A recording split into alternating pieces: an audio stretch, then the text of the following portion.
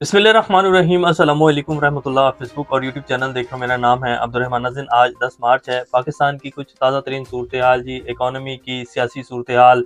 आज हमारे जो सदर साहब हैं उन्होंने पार्लियामेंट के मुश्तरका इजलास से खिताब किया और 1 साल की कारकर्दगी हुकूमत की और अपनी जो है वो आवाम के सामने रखी है। इस हवाले से कुछ डिटेल्स काज़ी फ़ाइज़ ईसा जो हैं वो जी इमरान खान साहब से माफ़िया मांग रहे हैं और उन्होंने बता दिया है कि जी सुप्रीम कोर्ट में फ़ैसले लेने वाला कौन है, चीफ जस्टिस के पीछे कौन बैठा होता है, यानी कि पाकिस्तान का जो चीफ जस्टिस है उसकी डोरें किसके हाथ में होती हैं। उस हवाले से कुछ डिटेल्स है। पंजाब असम्बली के जो अपोजिशन लीडर हैं मौलिक अहमद खान बिचर पीटीआई के रहनुमा हैं, उनकी जी नींद जो है वो ख़त्म हो गई है, वो नींद से जाग गए हैं। उन्होंने आज एक प्रेस कॉन्फ्रेंस की है।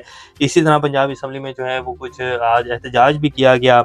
जब सदर साहब आज कौमी असम्बली में वो खिताब कर रहे थे तो वहाँ बड़े ज़बरदस्त किस्म का जी आज अपोजिशन ने, पीटीआई रहनुमाओं ने एहतजाज किया और सदर साहब जो हैं वो बड़े मायूस भी नज़र आए और फिर नारे भी लगाए गए। वो नारे भी आपके सामने रखेंगे। अमेरिका और ईरान के हवाले से कुछ ताज़ा तरीन अपडेट्स हैं जी। खित्ते की क्या सूरत हाल है और आईएमएफ ने पाकिस्तान को डू मोर का मुतालबा कर दिया है। इसके पीछे क्या वजूहात हैं, वो भी आपके सामने रखेंगे। इससे पहले अगर आप लोगों ने चैनल को सब्सक्राइब नहीं किया तो रेड बटन को प्रेस कर लें और बेल आइकॉन को भी प्रेस कर लें ताकि लेटेस्ट अपडेट्स आप लोगों को मिलती रहें। ये जो हमारा ताल्लुक है ऐसे ही जुड़ा रहे। वीडियो पसंद आए तो इसको लाइक भी ज़रूर कर दिया करें, क्योंकि फायरवॉल का आपको पता है कि पाकिस्तान में सिस्टम नस्ब किया हुआ है, तो उसकी वजह से हमारी जो वीडियोस हैं उनको रिपोर्ट किया जाता है। तो आप लोगों के लाइक्स और जो शेयर्स होते हैं और जो कमेंट्स होते हैं वो चैनल और आप लोगों तक वीडियो को पहुंचने में आसानी पैदा करते हैं। तो बहरहाल आप जी सबसे पहले आ जाते हैं कि सदर पाकिस्तान जो हैं उन्होंने पार्लियामेंट के मुश्तरका इजलास से खिताब किया, जिसमें हमारे आसिफ जरदारी साहब जो हैं वो पहुंचे। तो वहाँ सामने जो है अपोजिशन ने नारेबाजी शुरू कर दी और उन्होंने अपनी जो 1 साल की कारकर्दगी है जी वो सामने रखी। अब 1 साल की कारकर्दगी की जो इस हुकूमत की है जी वो किसी से ढकी छुपी नहीं है और ये आईएमएफ ने पाकिस्तान को रिलीफ पैकेज दे दिया। आप कह लें कि कर्जा दे दिया, तो पाकिस्तान जो है कुछ इस डिफ़ॉल्ट की सूरत हाल से बाहर निकला है। बाकी जो एफएमआ की सूरत हाल है और जो मैं गाहे बगाए अपनी वीडियोज़ में आपके सामने वो इकोनॉमी की सूरत हाल रखता रहता हूँ, तो ये किसी से ढका छुपा नहीं है। पाकिस्तान दुनिया का वर्स्ट तरीन कंट्री बन चुका है जी, जहाँ कोई इंसानी हकूक नहीं है, कोई जो है वो दहशतगर्दी जो है वो पाकिस्तान में सबसे ऊपर चली गई है। दुनिया के 2 मुल्क जो हैं वो सिर्फ नाइजीरिया और माली जो हैं वो पाकिस्तान से ऊपर हैं। बाकी दुनिया का वर्स्ट तरीन कंट्री जो है पाकिस्तान बन गया है। कोई लॉ एंड ऑर्डर की सिचुएशन नहीं है। और तो फिर कौन आएगा जी पाकिस्तान में इन्वेस्टमेंट करने? तो जब तक पाकिस्तान में फॉरेन इन्वेस्टमेंट नहीं आएगी, पाकिस्तान का कोई अदारा तो इन्होंने ऐसा छोड़ा नहीं है कि जी वो पाकिस्तान को पैसे कमा के देगा।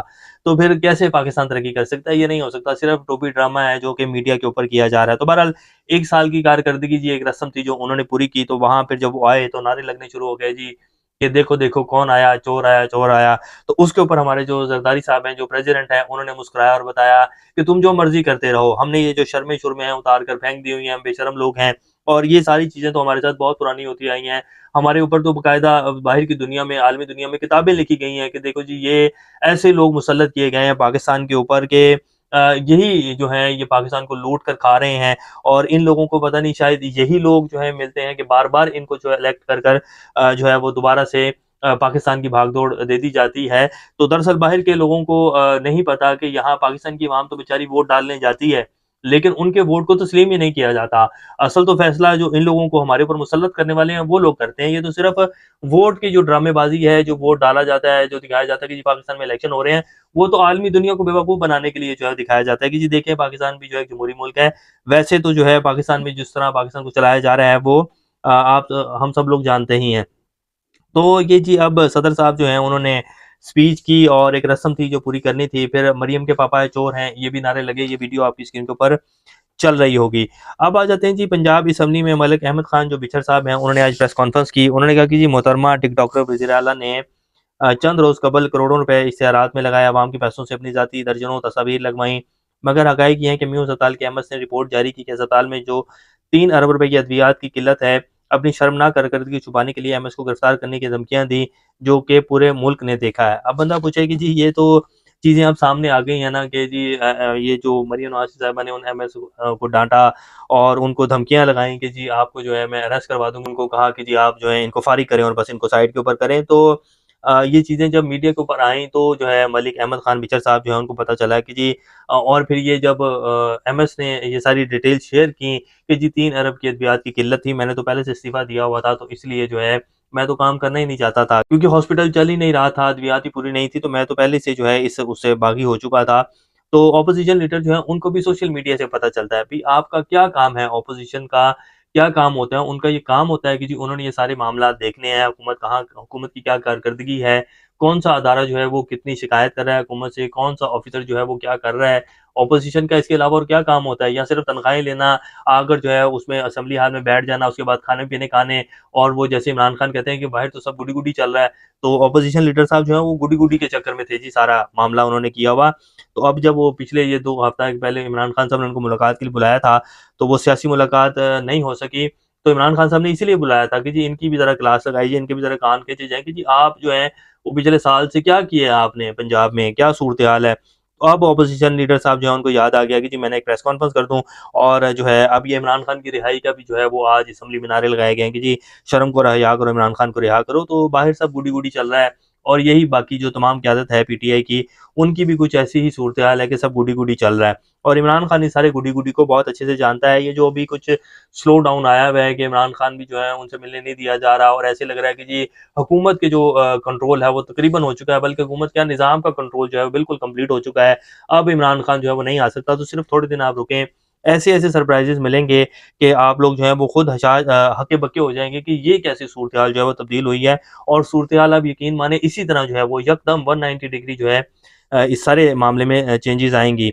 आलिया हमज़ा जो हैं जी आलिया हमज़ा जी पंजाब के हवाले से बिल्कुल ठीक काम कर रही हैं, और चीफ़ ऑर्गेनाइज़र इमरान खान साहब ने उनको बनाया है, तो वो जी सदर शुमाली पंजाब के साथ उन्होंने तलागंग और चकवाल के तंज़ीमी ओहदेदारान से मुलाकातें की, और आलिया हमज़ा की क़यादत में जो है आज लाहौर हाई कोर्ट में मीनार-ए-पाकिस्तान में जलसे की इजाज़त जो है वो तलब की गई है 22 मार्च के लिए, कि जी हमें जो है वो 22 मार्च को मीनार-ए-पाकिस्तान में जलसा करने की इजाज़त दी जाए। तो लाहौर हाई कोर्ट में दरख़्वास्त दायर की गई है, देखते हैं कि अब लाहौर हाई कोर्ट जो है वो क्या करती है। आईएमएफ ने जी पाकिस्तान को कह दिया कि जी आपने 605 अरब का टैक्स का जो है शॉर्टफॉल है आपका, तो आप क्या इस्लाहात हैं आपके पास, कैसे आप इस शॉर्टफॉल को पूरा करेंगे? तो आईएमएफ ने डू मोर का मुतालबा जो है वो कर दिया है। बेसिकली पाकिस्तान की इकॉनमी को और जितनी भी ये आप कह लें कि इस्लाहात हैं वो आईएमएफ ही कर रहा है जी, और आईएमएफ ने अंगूठा रखा हुआ है, और आईएमएफ की मेहरबानी भी है जी, अगर आईएमएफ हमें ये कर्ज़ा ना देता तो पाकिस्तान को डिफ़ॉल्ट से ये हुकूमत नहीं बचा सकती थी। अब आ जाते हैं जी काज़ी फ़ाइज़ ईसा साहब जो हैं जी, उन्होंने वहाँ बाहर बरतानिया में बैठकर जो है एक इंटरव्यू दिया, जिसमें उन्होंने कहा कि जी मेरी इमरान खान से कोई दुश्मनी नहीं थी। पाकिस्तान में चीफ़ जस्टिस के बाद तमाम इख्तियारात नहीं होते हैं। कुछ ख़ास लोग सुप्रीम कोर्ट के फैसलों पर असरअंदाज़ होते हैं, सुप्रीम कोर्ट को चलाते हैं। बेसिकली उन्होंने कहा कि चीफ़ जस्टिस की जो डोरियाँ हैं वो पीछे बैठे कुछ शख्सियात या कुछ एक आधे शख्स के पास जो होती हैं, और सुप्रीम कोर्ट आज़ाद नहीं है। पाकिस्तान में मामलात ऐसे नहीं चलते हैं, और मेरी इमरान खान से कोई दुश्मनी नहीं थी। बेसिकली उन्होंने बता दिया कि जी मैंने जो कुछ भी किया है, मुझसे करवाया गया है। तो ये बंदा वैसे ख़ैर बाद में ऐसी बात करता है कि जी मैंने नहीं किया था, मुझसे करवाया गया है। क्योंकि बंदा सीट से उतर जाता है ना, और पता चल जाता है कि मेरी औकात क्या है, मेरे साथ अब हो क्या रहा है, और मुझसे जो वादे किए गए थे मुझे इस्तेमाल कर लिया गया है, तो उसके बाद बंदा सच बोलता है कि जी मुझसे तो ये वादे किया गया था। फिर बंदा इल्ज़ाम जो है वो दूसरों के ऊपर डालता है।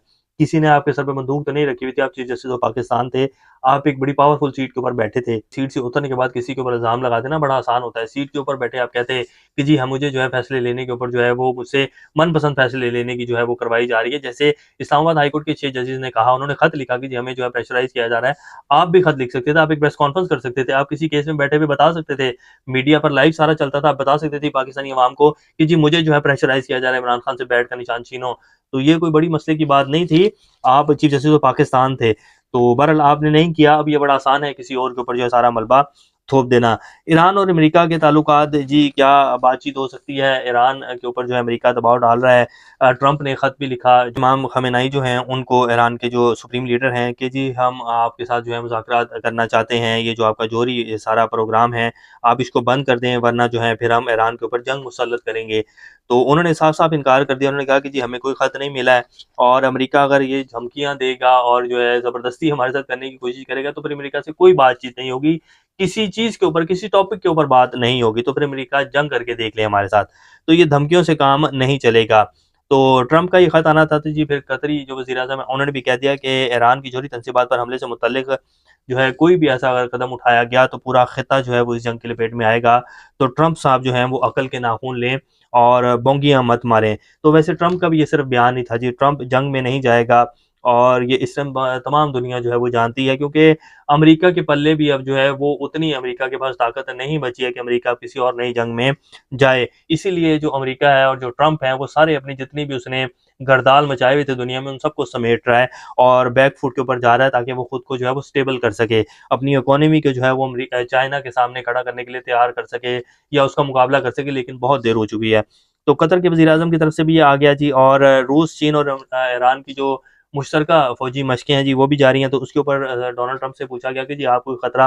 वो कहते हैं कि जी मुझे इन मशकों से कोई खतरा नहीं है, कोई परेशानी नहीं है, और ये ईरान का मसला भी जो है जल्द हल होगा और हम बातचीत करेंगे। तो ये इस टाइम जी कुछ ताज़ा तरीन सूरत-ए-हाल है। इंशाल्लाह नेक्स्ट अपडेट के साथ दोबारा आपके सामने हाज़िर होंगे। तब तक अपना और चैनल का ख्याल रखिएगा। अल्लाह हाफ़िज़।